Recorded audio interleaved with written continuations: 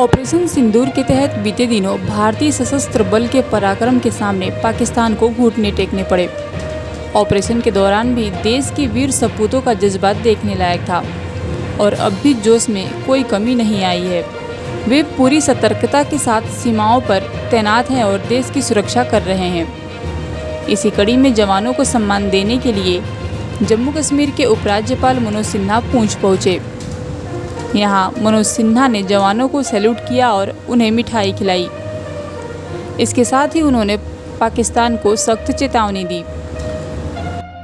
केवल भारत में नहीं, मुझे लगता है कि पूरी दुनिया में भारतीय सेना के शौर्य की चर्चा हो रही है, उसकी गौरव गाथा गाई जा रही है।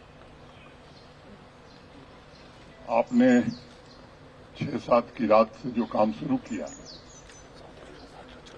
जहां तक भारत का सवाल है, भारत ने पहले ही स्पष्ट कर दिया था जो बर्बर आतंकी हमला निर्दोष नागरिकों पर 22 अप्रैल को हुआ बैसरन घाटी पहलगाम में, उसके बाद ही भारत के माननीय प्रधानमंत्री जी ने कहा था कि आतंकवाद और उसको प्रश्रय देने वाले उनके आकाओं को सबक सिखाई जाएगी।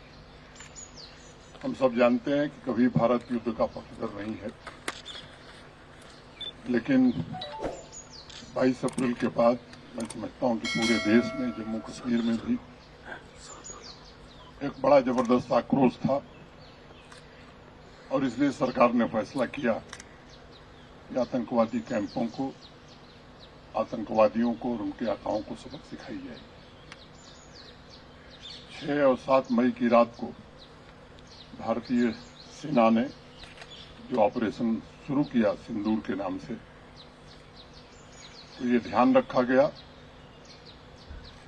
कि टेरर कैंप्स के अलावा मिलिट्री एस्टेब्लिशमेंट हो या सिविलियंस हो, इनको टारगेट हम नहीं करेंगे। आज पूरा देश जान रहा है, दुनिया जान रही है कि 9 ऐसे टेरर कैंप्स को भारतीय सेनाओं ने तबाह किया, सैकड़ों से ज्यादा आतंकवादी मारे गए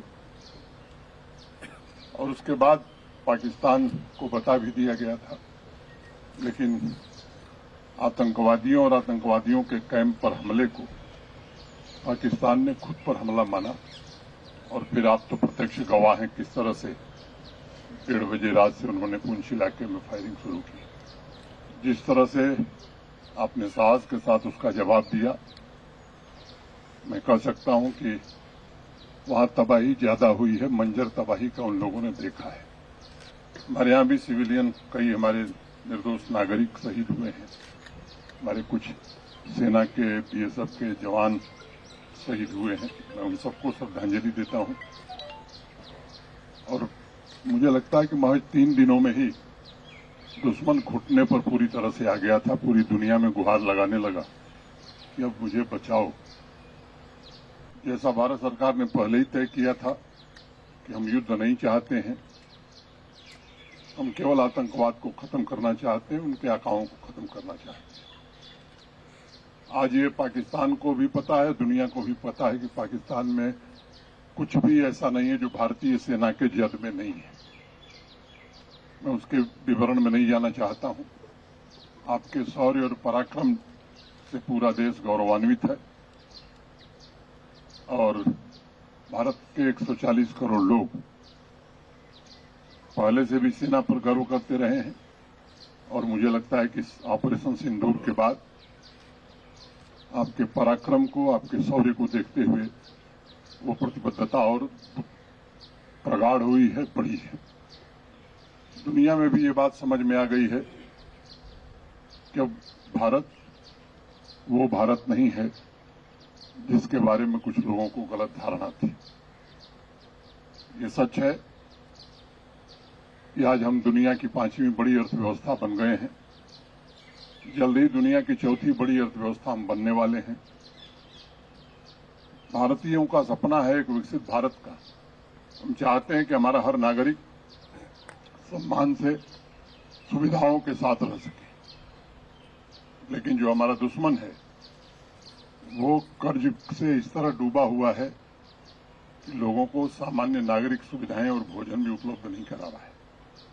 कर्ज लेकर के भी आतंकवाद को प्रश्रय देने की कोशिश करता है इस बार जो सबक मिली है, मुझे लगता है कि निश्चित रूप से दर्द इतना है कि उसे याद रहेगा। लेकिन फिर ये बात कही जा सकती है कि जो आज भारत का संकल्प है, भारत की सरकार का, भारतीय सेनाओं का जो निश्चय है, अब की बार गलती करेगा तो मुझे लगता है कि ऐसा सबक मिलेगा कि उसकी 7 पीढ़ियां याद करेंगी।